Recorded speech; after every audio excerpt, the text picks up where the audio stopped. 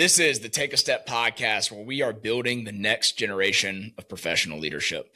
My name is Josh Johnston, and today my guest is Lou Samara. Lou, pumped to have you on the show. Thanks, brother. Welcome. Happy to be here. Excited to be with you. Yeah, man. I'm looking forward to our conversation. I know there'll be levels that will be shallow. There'll be levels that will be deep, and I'm excited to hear more about your story and what you're doing. I know you through a mutual connection. Know you're an accomplished author, speaker, and it's like looking more into your background and hearing more about it. It sounds like you did a little bit of everything, but I'd love to turn it over to you just to kind of introduce yourself, however you think it makes sense. Appreciate that. Thanks, Josh. Yeah, when people say, "Well, tell me your story," I'm like, "Really? Do you want to hear that?" Yeah. But we'll go there today. It'll be fun. We're gonna have a great time. Grew up an Italian guy from Jersey, man. So we got that attitude going. Let's go. Grew up in family business. And I got to tell you, I want people to know right now that my life is great. It's very blessed. I'm married to the love of my life. We have a fabulous marriage. We rank it on a 1 to 10, and it's a 9+ only because of me, so come on, we're good. You guys got to keep learning, right? Yeah. But we get along really well. We work 2 businesses together. We have a son who lives in Charlotte, who's 29. He's married, beautiful wife. They're doing a great career. He called me this morning right before I left the house. He goes, "Dad, I got 2 tickets for Journey tonight in the Spectrum in Charlotte. Can you be here?" And I said, "I'm speaking tonight." Man, I would have loved to do that with him. But so we're tight. Our family is really blessed. My mom's still alive, but came from New Jersey. Italian Catholic upbringing, pretty strict, but a lot of emotion there, Mm-hmm. My dad had a business, and I was good at fixing things as a kid. So he had me fixing something you don't even know what it is, called a typewriter. Sorry. But got into the pharmaceutical industry and started fixing equipment there, hated it, and went to be a cop. So my first real career was being a police officer. Excuse me. And I finished out 12 years in Colorado as a training and SWAT officer. And that was my love, baby. That was my love. So, but you have the look. Yeah, I try not to. You still have the look for sure. It's like someone said yesterday, "You sit pretty straight. Are you standing?" No, I sit up straight, So, but after having a son who was born in Colorado in Vail, our son, life changed. I was starting to feel the negative effects of being around a lot of negative all the time. Mm-hmm. So relocated back to the East Coast. And we really, I didn't know what I was going to do. I was lost for a while. Now, I'd come to the Lord in the late 70s when I was 16 or something like that, but never had a mentor. And that held me back for a long time. And then again, when I was about 33, I recommitted myself to the Lord, and that started me opening up to different things in life. I got involved in a marketing business, and I started learning about personal development and continual growth. How old were you at that time? I was 29, 30. Okay. Around my 30s. So I was a little late on the scale of getting growth. I didn't go to college. I have a tech school degree, so I could fix things. I could fix this mic if I had to today. So you're telling me you don't need a 4-year college education in order to be successful? That's what I'm hearing. You're hearing that. And I would caution people, but I don't think you do. I just think you can't use it as an excuse not to go to college. Yeah. Right. Does that make sense? That's a great distinction. That's a great distinction. So you don't use it as an excuse. So I really was lost. I didn't know what I wanted to do, but I knew I wanted to be a cop. And nobody in my family was a cop. So my grandfather was a business owner. My father was a business owner, and I was going to be a cop. Yeah. So after 12 years of that career, though, I was pretty lost, especially being part of a team, right? A tactical team. We were tight. As a matter of fact, I was in Colorado last week, and I worked with them half a day training with them, and they allow me to still come back. They call me the OG. I go, all right. I say, for you, it's original gangster. So I get a little, it's a guy thing, right? Yeah. But I was a founding member of that team, and that was hard to leave. When you go through career change, life change, you were on team sports, right? Yep. What was that like when you decided to go somewhere different? Yeah, it was challenging because you lose the team dynamic. Like I remember you, not only the team dynamic, but just that camaraderie, the I don't know, the testosterone you get to channel in one direction with a group of guys. It's just like, I remember going back after my last year of playing college baseball, went back to watch a game with my wife, and there was like a tight moment in a big game. And something massive happened, and all of my buddies who I played with last year, I see them going nuts in the dugout, and I'm like wanting to run around. I'm like, I'm like trying to channel everything that I see them. They have the ability to channel, and I'm like, and my wife came up to me, she was like, Josh, you don't play anymore. But it's like that thing that you lose, that you try to find. I feel like people spend years trying to find what that is. Have you do you think people have the ability to find that, or do you think that just exists in a phase of life where you are able to compete in a team environment? Good question. I think you can get it back. And I had to learn through my marketing business. A mentor of mine, a former NFL player, very successful back in the day, and he said, business is a team sport. And then so you can have those teams. Men's groups are great. I mean, we're talking to young guys. Look, get involved in a men's group. You need that team. We're not designed for isolation. That is the killer. Now, there's a distinction. In the morning, I insulate myself from the world, right? But I don't isolate myself all day. So there's a distinction there too. But yes, you can get that team back. But it took me a while, and I'm sure it did for you. I mean, a few years to kind of, where am I going, Lord? I mean, what's going on here? Right. For sure. So after that career, relocated to New Jersey, got back into the pharmaceutical industry, went to corporate America, and literally hated it.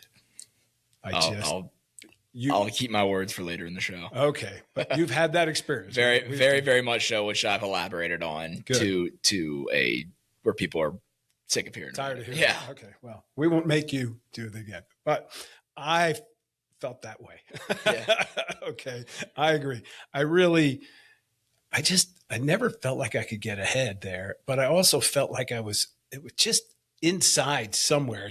It bothered me, but I couldn't. Let me ask you this. Why'd you step into the corporate world in the first place? So here's how I felt after I left that SWAT team and the 12-year career of law enforcement is, well, I guess I could go work retail. Like I could kick in a door. I could be part of a team, but what could I do in the real world that could produce income to take care of a wife and son? Yeah. So it was the easiest thing for me to do to get going while I was going through that change, right? Because I could fix stuff. Yep. So I didn't like it, but I knew I had to provide for my family. So that was the other thing I learned through my family. My dad was a hardworking businessman, loved us all.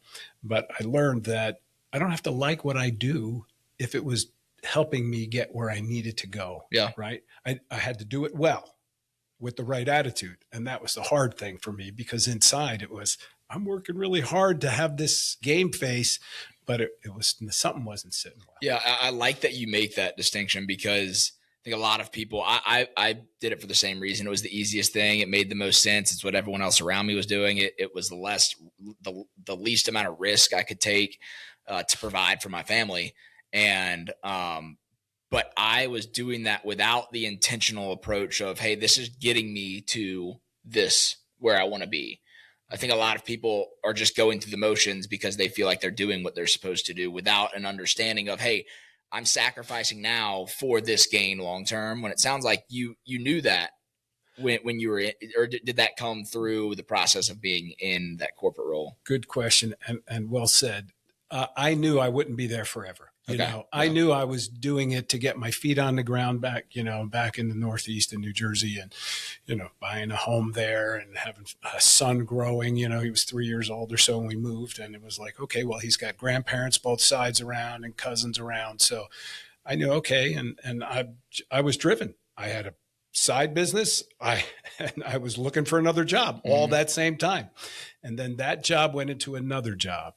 And I became a regional manager, and I thought, I doubled my income in one job jump. The Lord is good, man. We don't even know how good he is. And you can do that, right? People can do that at any time. They don't think they can. But my mentors were telling me, and mentorship is important, right? I was 30, 31, 32. No, I was closer to, 30, 36. I'm sorry, in mid 30s, man. There was a lot going on, Yeah. but that whole time I believed it. So I kept looking, and they gave me a double, just about double in pay. And that made me feel like, okay, I'm finally getting somewhere, man. This is going to be good. I can help this company grow. My personality, obviously, it's full on like yours. I'm out there, we're doing stuff, making things happen. And I was like, okay, the owner of the company, it was a $10 million a year company, or $5 million. They sold for $10 million later. So a good sized company, 3 owners. I worked for one of them. And I was like, you want me to help you grow your company? Done. Let's go. And then they were like, why are you doing all this? I said, you wanted me to help you grow your company. Well, you intimidate people. I go, I work for you. You're the owner. How could I intimidate you? Man. So I was misled because I needed the money to think that's where I was supposed to be. And it was a very good experience to be in a management position at that time. So, but that's when life started going downhill. Okay. How so? So around this time, so our marriage wasn't that great. Wasn't that good after about a year in. And it was 7 years in when we moved into New Jersey. You're supposed to still be in the honeymoon phase right. at that point. Yeah. And I'm 13 years into this marriage and we're still honeymooning and we're going to be that way. So, but, and the first marriage is healed. My son's mom and I, my wife and her, we all get along. Her mom, her father passed. I mean, we're all good. Right. So just want people to know. Yeah. But at that point, it wasn't so good, man. Yeah. So anyway, marriage was in disarray. My dad passes. My dad was the best man at my wedding, for that wedding. He went away on a trip. We were supposed to have lunch the day he left, and he went a different route, so I didn't see him. The next night, dropped dead in the hotel floor.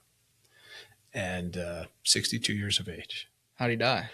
He got sick on the way. He had a kidney transplant, and then he had some issues with that for 15 years. He lived with that and had some reactions to the medication. He had a bypass, and he just never fully recovered. And something he ate. Hit him at once? What's that? Like something hit him at once? Yeah. My mom said, can you imagine your mom giving your dad CPR on a hotel room floor, man? It was tough. So that I was, late 30s. That crushed me. Yeah. And then on 9/11, we were actually expecting our second child. Okay. And I thought, wow, this is going to be great. This will be great. I thought it'll help the marriage. And 9/11 that morning, we dropped our first son off down at my in-laws' house. And my father-in-law is a World War II vet. He's a great guy. We love him and his wife too. And go into the hospital in our town. And on the way to the hospital, you could see the towers. And my son and I were like, wow, you could see the towers today. This is amazing. We were in 35 miles west of Manhattan. Oh, my gosh. It was just a beautiful day. Drop him off. My wife, she thought there might be a problem with the baby. And I was like, come on, I believe in miracles. God's got this, But get there, have the ultrasound. And the nurse got kind of snippy with us. And we're like, what's going on? She goes, I'll be right back. And then she left and came back. And Josh, she came back and said, well, the country's under attack. And there's a problem with your baby. And we said, what? So you got to go wait. So we actually, hearing all this at once, got to sit in this it was so surreal. It was a little waiting room in the basement of the hospital with a little 10-inch black and white TV. I thought we were in some weird movie watching the towers smoking. Oh my gosh. So that happened.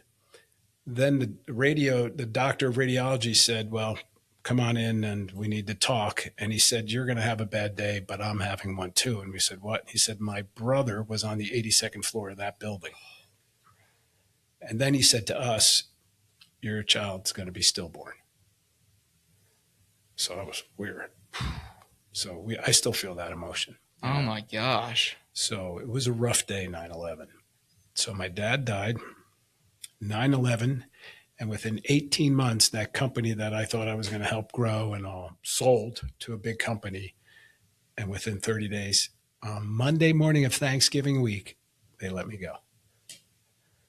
Okay. So needless to say, something was up in my life and I couldn't figure it out. Yeah. So what, like, I mean, people talk about finding themselves in a rut and waking up where they're trying to figure out like what are my next steps look like in life.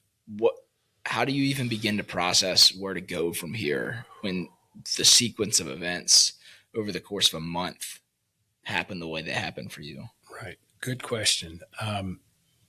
Very blessed and grateful I had mentors, someone to reach out to. Business mentor. My dad's gone, but his best friend was my second dad. And so I call him Uncle. And I'd call him and we'd talk, but we were close, but not that close yet. And it took us years to kindle that relationship. But my business mentors, and I turned to the Lord. I read the Bible. I prayed. I didn't have a great church family, but I'm a little independent. And I was like, I'm good with the Lord. And then I realized I probably needed something more. But was living with my mom temporarily, this big SWAT cop coming out of, thinking, still ready to kick down doors. I still had that mentality. And one night I was praying on my knees and hands on the floor, and I felt like this big thing standing there, like this spirit. It's so weird. It happened once or twice, and I started getting nervous. So I called this guy, Charles. Charles is in there, and Charles just retired. He just texted me last week. He says, I'm retiring. So he was my mentor at the time, helping me through this. Him and a good friend of mine named Brad, and Brad's a cowboy pastor. You love him. He's 10 years older than me, and he's still my mentor. I still talk to him every 2-3 weeks. We chat and just catch up and make sure check in, right? And Brad had referred me to Charles, and I called Charles and I said, hey, man, I'm flipping out. He goes, what do you mean? I said, well, I feel like my mom's going to kick in the door and kill me. That's all right. It's like, hello, this is ridiculous. So he started asking me some questions. He says, all right, you're okay. He said, but I need to ask you some questions. Now, he's a certified counselor. He's a Messianic Christian, and he's a president of an oil and gas company. So had just started this company. So after I lost my job, and I want to rewind that for your entrepreneurs, I lost my job Monday of Thanksgiving week. And by January, I had my first customer contract, Quest Diagnostics. So I was in the pharmaceutical industry, calibrating and repairing lab equipment, and I went out on my own. I got that kick out the door that I needed. So I knew I had to make money. I had to support my family. I did everything I could. I had the marketing business going. That was helping paying the mortgage. I collected unemployment because, I was too proud to do it. And my uncle said, you paid for that all your life. You collect it. You deserve it. Okay. All right. I wasn't embarrassed after he said I paid it. It came out of my taxes. Yeah. And I did all kinds of side jobs, day labor, fixing equipment, delivering things for people just to keep money. I was working a lot. And then I started my company. And so I was under a lot of stress, and that's what I thought started happening. So I was probably 38, 39 at this point. And Charles started asking me some questions. Back to that. And here's where my whole life changed. He says, why can't you remember anything before the age of 5? And I said, what does it matter? My attitude. What does it matter? Who cares? He goes, no. He says, there's a block there. There's a reason your mind has blocked that out. So he asked me some more questions, and I started getting really nervous. He's like, why are you nervous? I said, well, I don't know. So he asked a couple more questions, and he was very smart in how he approached me because he knew I was sensitive, like this SWAT, big, tough guy, deeply sensitive, and very protective, right? Insecure is a good word. And he said, well, I think you were sexually abused as a child. And I said, F you, I wasn't abused. I was a cop, duh.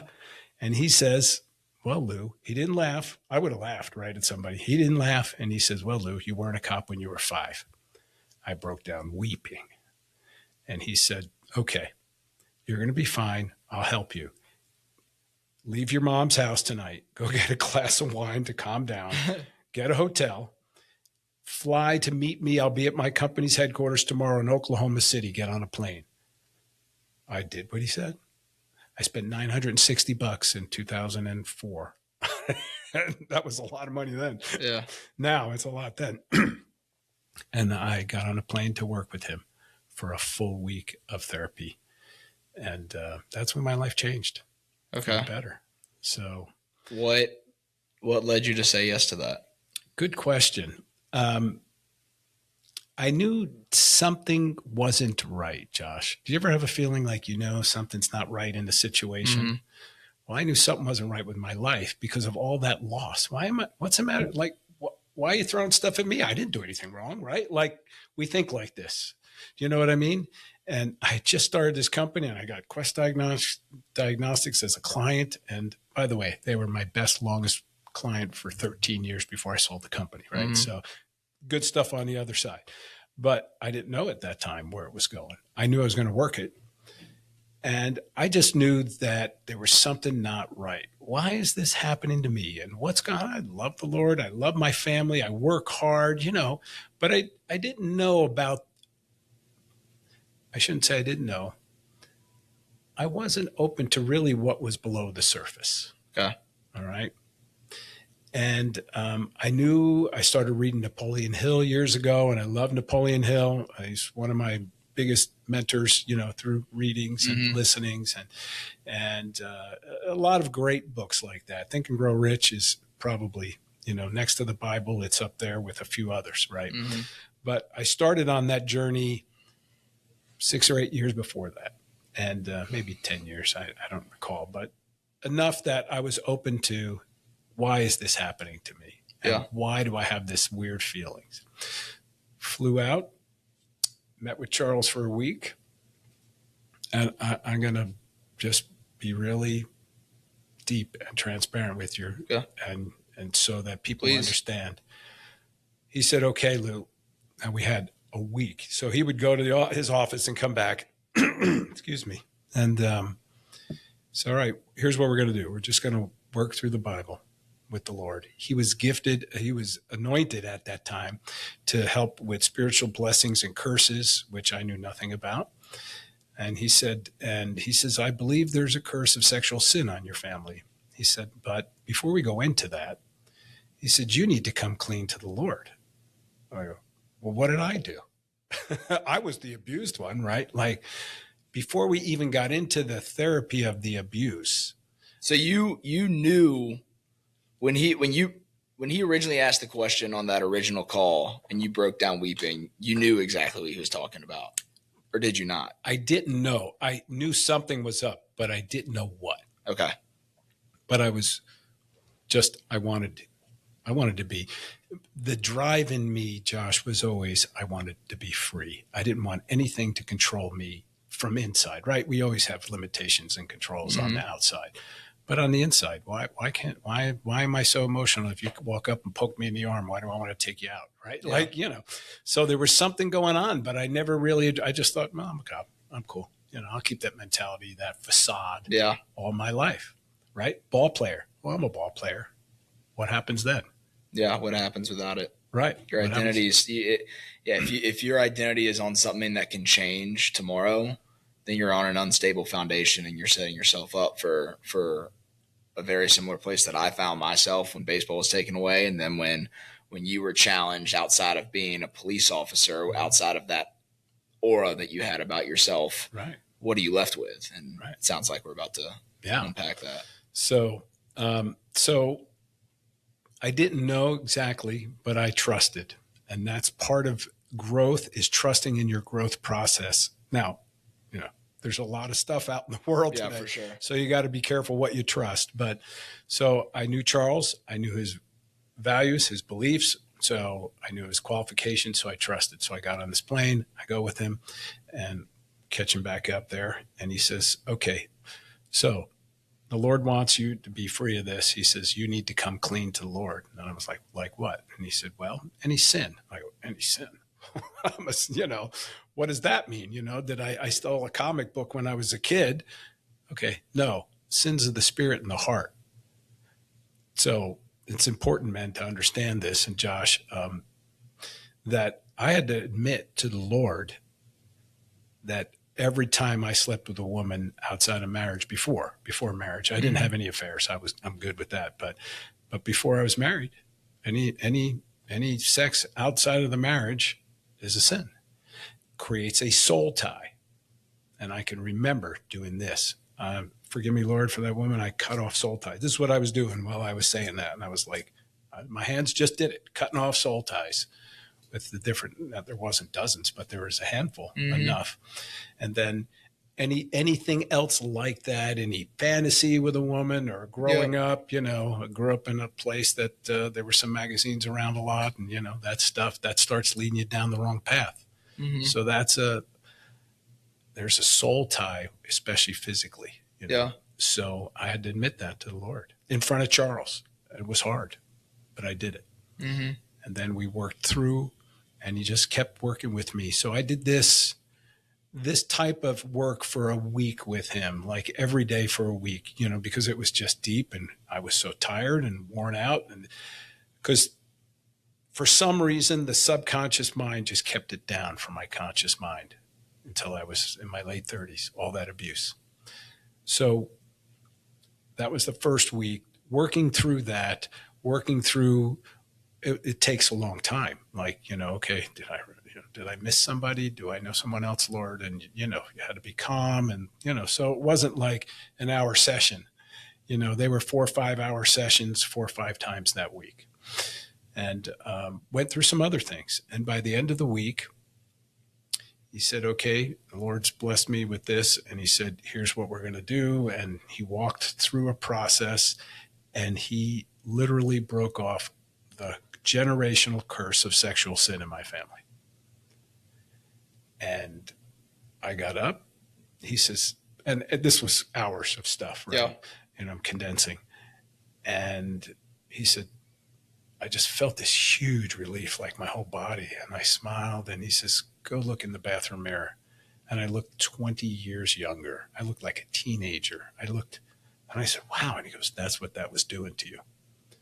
He goes, okay, you're not done, but you're done with that part of it. You're a free man now. He says, now we have to deal with the abuse. So he says, come back in a month. I'm like, what? Okay, man. Oh, so on the flight home, I was getting like, what am I going to do? I was getting really anxious. I almost like claustrophobic on the plane. And I just learned to breathe and calm, but I had never had that before. And so that was the first week of 2 weeks with him. And and then I went back. And you want me to talk more about that? Please. Yeah. Okay. So for all those years, my mind had been blocking this.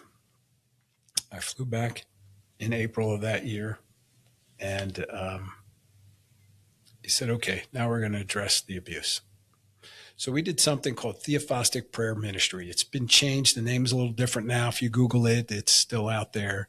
But basically what happens is I relived every one of those moments. It was really hard.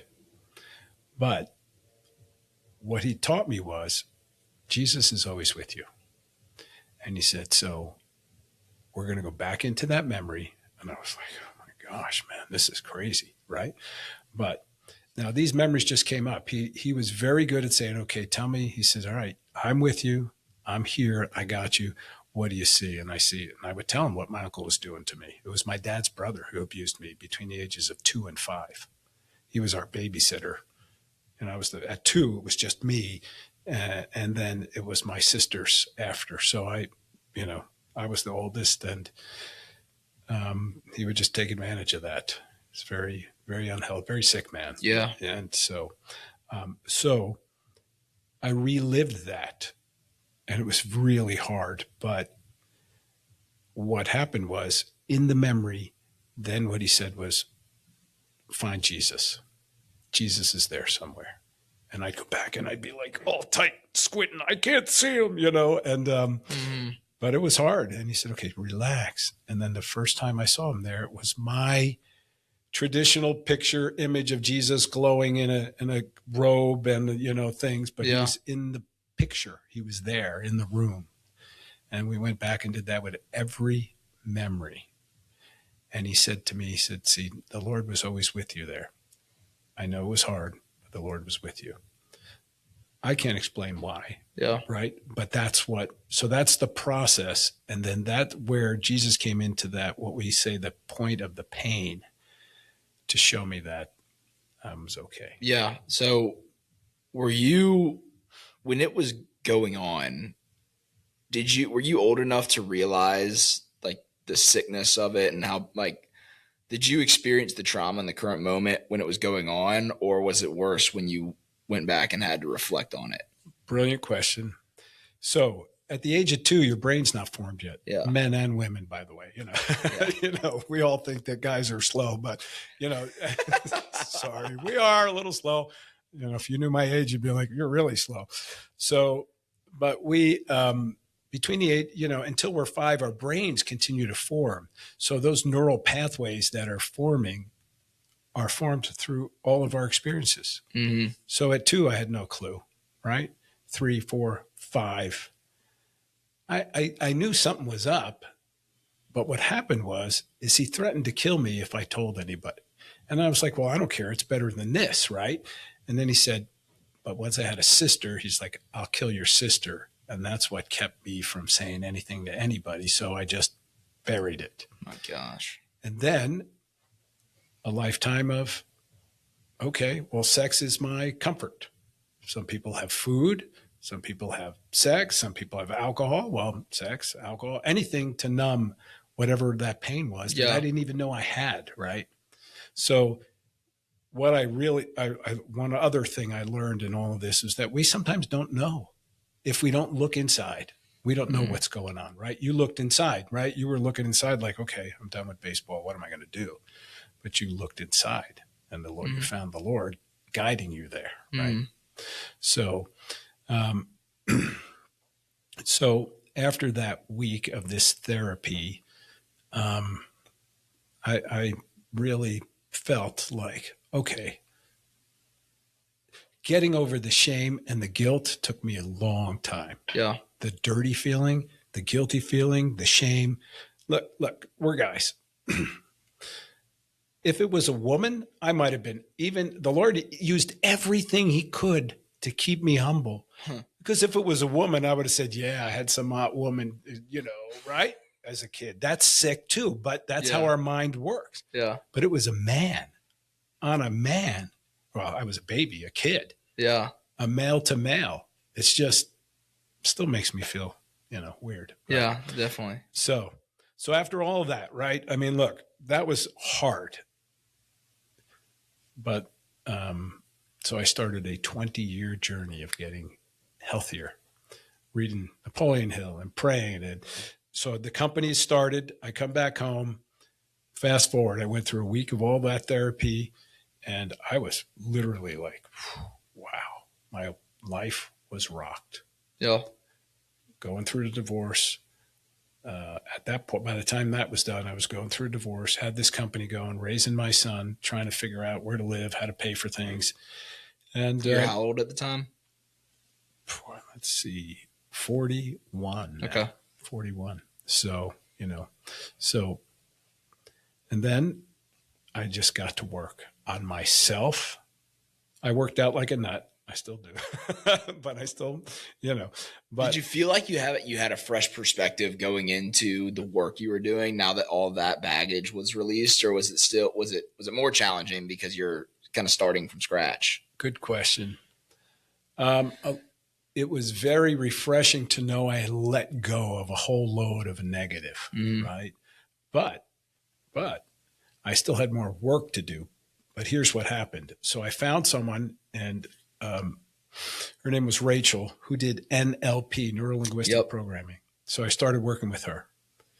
And we started she helped me rewire the negative beliefs about myself, that I was dirty, I wasn't worthy, that I was whatever, just not enough. Whatever those thoughts were, now they're gone. I don't even remember them. That's how good. So you were working through NLP for a personal growth standpoint. Right. I know a lot of people do it for professional growth when it comes to, how they're navigating sales conversations or just relationships in the business world. I know there's a lot of value that comes from being able to process how people are neurologically process conversations and questions.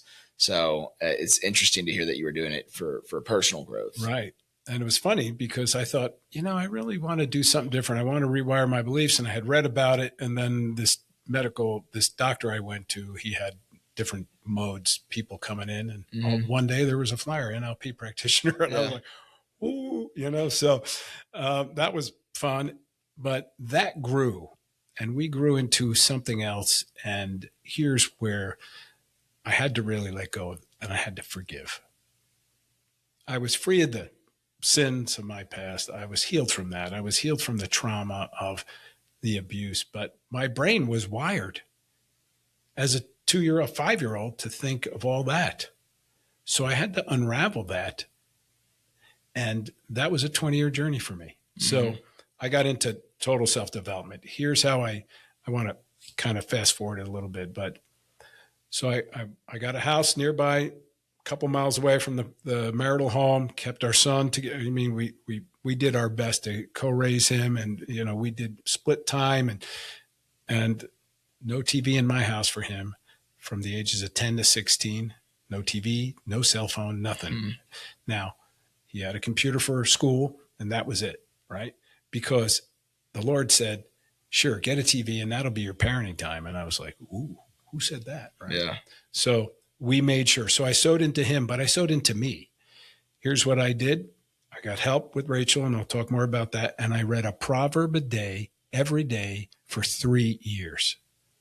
Every day. I missed it. Sorry. 1 day a year I missed, right? So in 3 years, I missed 3 days. But I journaled and I prayed about it. As I was working with Rachel, we got into something called a journey, which would go into my subconscious mind, and we'd sit around a campfire. And the campfire rules were unconditional love and eternal silence. And I could say anything I wanted to anybody. And I had my uncle sit right there in front of me, and I unloaded. And I had my grandmother who knew about this, and I unloaded. And my parents, even though they didn't know about it. Why didn't you protect me? So we'd have this deep spiritual talk, but I got it out of my system. And then she'd say, "Okay, what would your uncle say back to you?" I'm like, "I don't know." She goes, well, your subconscious knows. Go on your subconscious.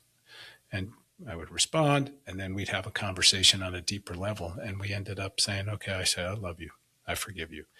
And I went through that for years. And as I forgave, I had more mental capacity because the emotions weren't bouncing around in there anymore, trying to, what's going on here. See, Josh, what you found out, and what I hope your listeners find out, we're not just a conscious mind or a subconscious mind, right? So our subconscious mind, to me, is where we meet the Lord. That's where our spirit is, our heart, right? We're one. We're meant to be whole. And I was fragmented. Charles says, "Man, you got a lot of fragments going on." I go, "What does that mean?" So because we compartmentalize parts of our life, but NLP is great for everything. It is good for business, but it's good for yourself. So, right? For sure. So my business started to grow as I forgave my uncle, as I studied Proverbs, and I was relentless. So I exercised every morning. I read and I prayed.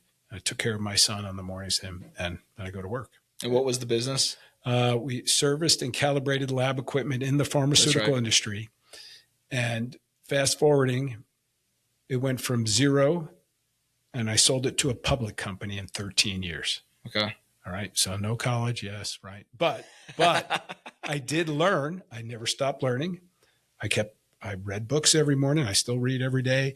I listen to audios every day. I go to conferences, like your Take a Step. People are coming around your program. Yeah. Association. They need to grow. That's what I would recommend people do. Be around somewhere where you can grow, get challenged in your business, and, someone call you on your stuff once in a while. Yep, for sure. So, but I was doing that, and the Lord blessed us. I mean, we had this call one day, and I knew I wanted to sell it. And they said, "Yeah, I think I got these guys." And so we went from 12 employees. There in no way should my small company have ever been sold to a public company. I mean, as far as size, the infrastructure was perfect. Yeah. Right? Systems in place, contracts in place, everything simplified. We learned, they loved my business model. They said, "You built a virtual business model." And I said, "I did? I don't, what does that mean?" I said, "I had no clue." Right. But I used a lot of subcontractors for jobs. Yeah. If you had a specialty and I needed you twice a month, I'd pay you a better rate than you're making, but only twice a month. So I didn't need to pay you on a salary basis, and I didn't need to pay all your taxes and all your benefits and keep you around and cross train you. I was just like, can you guarantee that? And I'll pay you more. Mm-hmm. Okay, great. Worked fine. Love it. So, but we went from 12 people to 612 over the weekend. So you exited, this was in 2013? 2017, sorry. And then your book, which I'm holding right here, The Forgiveness Effect, which I'm understanding the title a lot more clearly now. When did you decide to write this? So you and I were talking about journaling, and do you journal, you said? I do journal almost every morning. All right. So I was journaling my life, and I started with a gratitude journal, and I recommend everybody do that. Just 10 things in the morning you're grateful for every day. Keeps us from whining, complaining, moaning. What was me? Okay, what's the top 10 things you're grateful for today? I learned that from a guy named Jim Stovall, and if you look him up, he's a great friend and mentor, and he's blind. He was a football player, an Olympic power lifter, and he went blind. And he built a huge organization to help people in the blind community. And now he's written, 65 books. He has 9 major motion pictures. He's got his own entrepreneur center at Oral Roberts. So he's been a good friend and mentor of mine. And we talk about this called the golden list. It's what are you grateful for every day? So I started with that. And then I just started journaling these times I worked with Rachel, times I worked with Charles, and what I was feeling and what happened. And a friend of mine said, he says, after this all came out, he goes, "You need to write a book." And I'm like, "I don't want to write a book." He goes, people need to hear your story. I go, "Why do they need to hear my story?" "You need to help people." And I like helping people. And so that came around. Took about a year to put it together. So I took all my journals, copied them and scanned them and uploaded them. And I actually had a real person help me. Yeah. We were talking about how AI could have done that for me now. But I had a gentleman help me, and the two of us got that all he mostly formatted it. And then I rewrote that thing 6 times. And we have a small publisher that was based actually in Atlanta. They are based in Atlanta. And took them a year to edit it. And it was, all the delays and, our copier blew up and our printer I'm like, come on, man, But it took them a year. And we finally, it published in 2019. Okay. And so how has life changed since being a published author? Good question. It's pretty wild. The night we received, so here's what happened. So build up, right? 3 years of build up to this, 2 years, right? It should have been sooner. It's all good. We came home, my wife and I, Leslie and I came home one night. I forget, I think we were out to dinner or something. And there was like 6 or 8 boxes in front of our front door. And I couldn't get in the house. So I go, okay, I'll go through the garage and I go, "What is this?" And I brought them in and I go, "These are my books." And I held it up and I go, "I'm a published author." Like 9:30 at night, her and I, all the big poof. What was that about? Right. But here's what's changed. So I have another business now, right? And she has her own company now and life is good and we're still growing. What happened is that is helping people. And my life has changed for me to realize that our stories help others. Impact others. And so I'm on mission to help men, a lot of men, and of course women too. And the people who read the book love it because I wanted to write it like a guy named Og Mandino. And if you've never read Og Mandino. How do I know that name? He's just a brilliant author. What are some of his books? Greatest Salesman in the World is his biggest one. Okay. And there's whole series of them after that. Okay. But as soon as open his book, it's like, it's magic. You go, I can't put this down. Yeah. So I wanted it to feel like that. Now I'm not Agmandino, but most people who read it really get right into it and say, I just couldn't put it down, at least for the first, 3 or 4 chapters. So that's the idea, is to help people see, here's the basis of that, is that there's hope. You can overcome anything you want in your life, and don't let your past hold you back. And that's why the book is there. The Lord wants me sharing my story because he has totally healed me of all of that. Yeah. Hatred, anger, bitterness, resentment, all of that stuff. And it was pretty heinous abuse, 3 years, right? I got thrown downstairs. I got, sexual things happening. Yeah. And so just like you were saying before, when we talk about, everything adds up in life. He used you at the time you were in baseball for skills, for discipline, right? And for teamwork. And now you're building a new team, right? It's just, now you know how to be part of a team before you build a team. Yeah. I had to be the same way. In business, we think you got to be out there on your own and the only guy and the leader, and nobody understands the leader, right? We all, and most people don't, but we also have to have the right people around us, and so that we can go together. Yeah, for sure. There's a great quote I love: if you want to go fast, go alone, but if you want to go far, go together. I think a lot of people think the because of the ego that so many men have, we want to isolate ourselves and convince ourselves that we have it all figured out, that we can go accomplish what we need to do, and I'll lace my boots up and go and get after it on a daily basis.